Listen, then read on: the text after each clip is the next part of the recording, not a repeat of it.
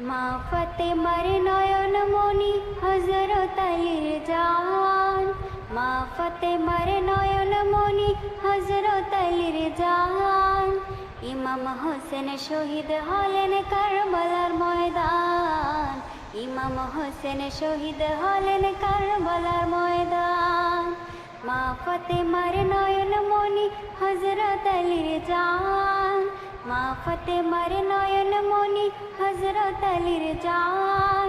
ইমাম হোসেন শহীদ হলেন কারবালার ময়দান, ইমাম হোসেন শহীদ হলেন কারবালার ময়দান।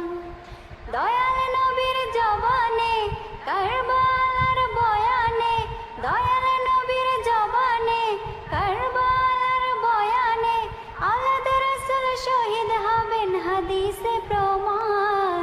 মা ফাতেমার নয়ন মনি হযরত আলীর